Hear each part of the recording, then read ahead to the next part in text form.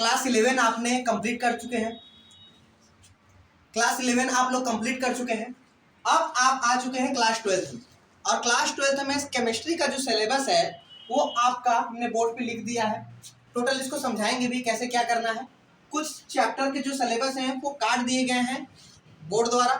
जो चैप्टर आपको पढ़ना है क्लास 12 में और क्लास 11 में जो आप पढ़े हैं उससे रिलेटेड जो है आइए सिलेबस के बारे में डिस्कस करते हैं।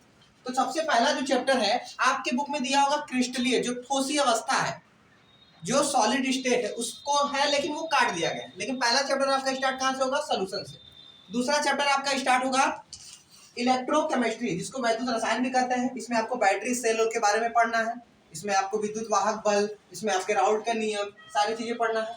उसके बाद आपका आएगा केमिकल काइनेटिक या रासायनिक बल गतिकी, जिसमें आपको प्रथम कोटि की, द्वितीय कोटि की, जीरो कोटि की, शून्य कोटि की अभिक्रियाएं आपको पढ़नी है। कुछ सवाल भी इस पे लगाने हैं। उसके बाद आपका आता है डी और एफ ब्लॉक। डी और एफ ब्लॉक पीरियोडिक टेबल आवाज सारणी आप लोग पढ़े होंगे, जिसमें hydrogen, helium, lithium, beryllium, boron, carbon, nitrogen, oxygen, fluorine, neon, sodium, magnesium, aluminium, silicon, phosphorus, sulphur, chlorine, argon करते आ रहे हैं बचपन से, तो उसी के बारे में इसमें आपको, लेकिन वो डी और एफ ब्लॉक में जो जो एलिमेंट है उसको पढ़ना है, ठीक है। उसके बाद आते हैं आपका कोऑर्डिनेशन कंपाउंड, उप सहसंयोजी यौगिक। इसमें आपको लिगेंड के बारे में, बहुत सारे कॉम्प्लेक्स कंपाउंड के बारे में पढ़ना है, जिसमें आपको पोटेशियम फेरोसाइनाइड, K4FeCl6, ये सब सारी चीजें आप लोग देखे होंगे कहीं ना कहीं 11th में, नहीं 10th या 9th में देखे होंगे कहीं ना कहीं, आपको फिर इसमें देखने को मिलेगा, लेकिन आपको इसमें डिटेल पढ़ना है। उसके बाद आपका आता है organic portion.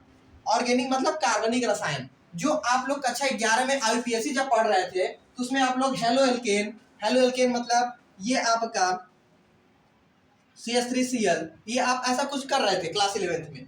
Halo alkane, hello arene भी आपको पढ़ना है बेंजीन समूह में कुछ, जब आप क्लास 11th में रहे होंगे। तो ये आपका ऑर्गेनिक पोर्शन है। दूसरा एल्कोहल, फिनॉल और ईथर है, ये भी आपको पढ़ना है। उसके बाद aldehyde, ketone and carboxylic acid, सारे आईपीएससी में आप कक्षा 11 में पढ़े हुए हैं। उसके बाद ये भी करना है। लास्ट में आता है आपका एमीन और जैव अणु।